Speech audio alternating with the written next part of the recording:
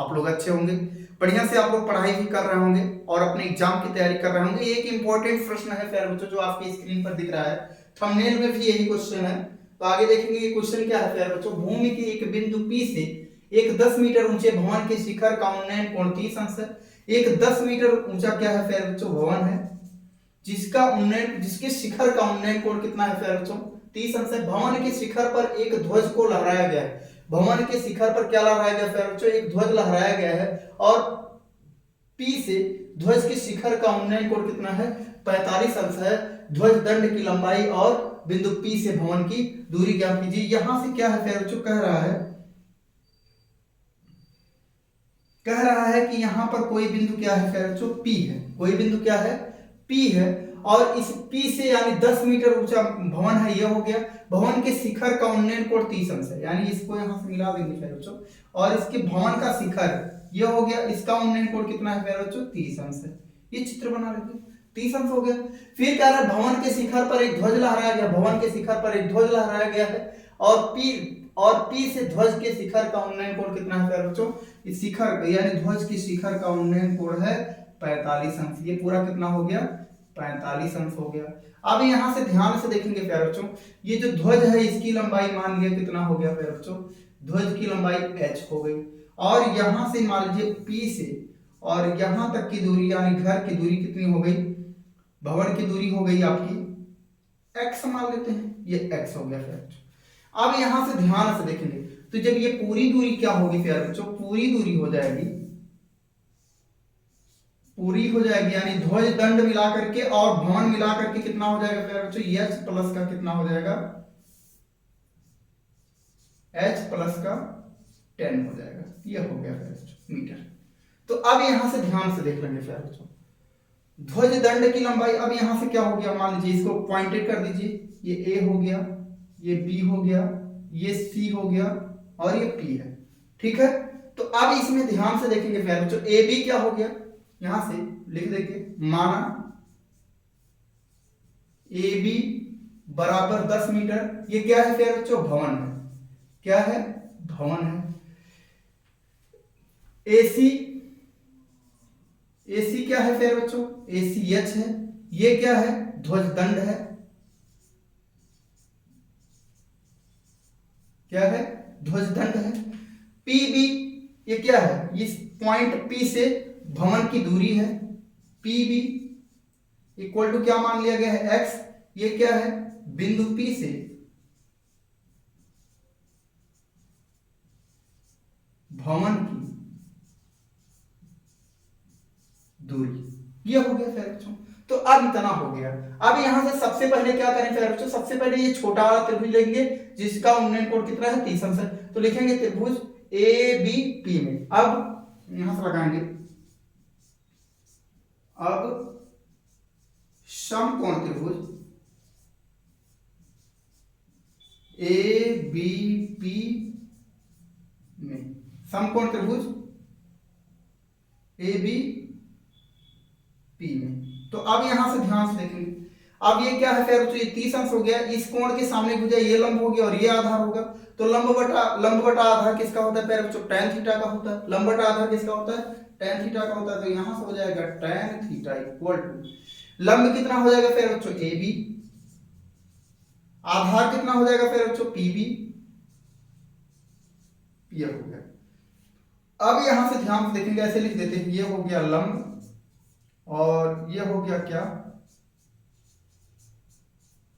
आधार। तो अब यहां से ध्यान से देखेंगे, थीटा कितना है प्यारे बच्चों, 30 अंश हो गया। थीटा कितना हो गया, 30 अंश हो गया। लंब कितना हो गया प्यारे बच्चों, 10 मीटर हो गया। आधार कितना है प्यारे बच्चों, x मान लिया, x माना गया है। तो अब यहां से ध्यान से देखेंगे, tan 30 अंश का मान क्या होता है, 1/3 में 3 होता है, इक्वल टू यहां से 10 बटा क्या हो जाएगा प्यारे बच्चों, x हो जाएगा। 3 मल्टीप्लाई कर देंगे, इसका मल्टीप्लाई यहां और इसका मल्टीप्लाई यहां करेंगे तो क्या होगा प्यारे बच्चों, ध्यान से देखेंगे, इसका मल्टीप्लाई करेंगे तो x हो जाएगा और इसका करेंगे 10 रूट का क्या आ गया, 3 आ गया, 10 रूट का 3 आ गया मीटर। तो अब यहां से प्यारे बच्चों हम लोग को मिल गया, यानी बिंदु P से भवन की दूरी, बिंदु P से भवन की दूरी क्या है प्यारे बच्चों, 10 रूट 3 हो जाएगा। यहां से लिख सकते हैं प्यारे बच्चों,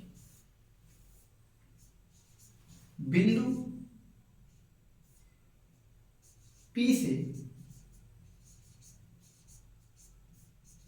भवन की दूरी क्या है, PB इक्वल टू मिल गया 10.10√3 मीटर, 10√3 मीटर, यानी 10 करड़ी में 3 मीटर आ गया। तो ये आ गया इतना प्यारा बच्चों। अभी हम लोग को क्या ज्ञात करना है, ध्वज दंड की लंबाई से ज्ञात करनी है। तो ध्वज दंड की लंबाई ज्ञात करने के लिए क्या करेंगे प्यारे बच्चों, पूरा त्रिभुज लेंगे, यानी त्रिभुज क्या हो जाएगा हमारा, PBC में, समकोण त्रिभुज PBC में, यानी यहां से हो जाएगा प्यारे बच्चों समकोण त्रिभुज PBC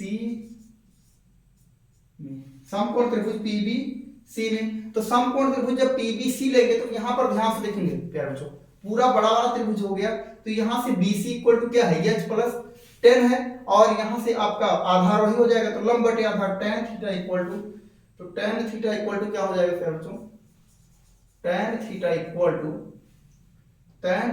टू हो जाएगा BC बटे PB, BC बटे PB हो जाएगा।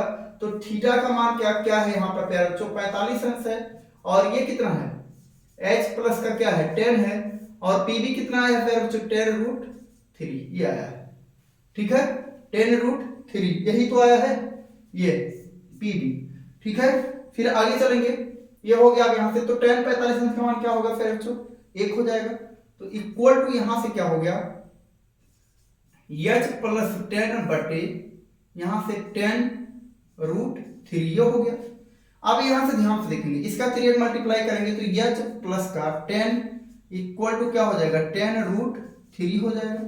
अब यहां से ध्यान से देख लेना प्यारे बच्चों, ये हो जाएगा, यानी H इक्वल टू हो जाएगा 10√3, और इसके बाद मैं इसको जब पक्षांतर करूंगा तो क्या आ जाएगा, -10 आ जाएगा।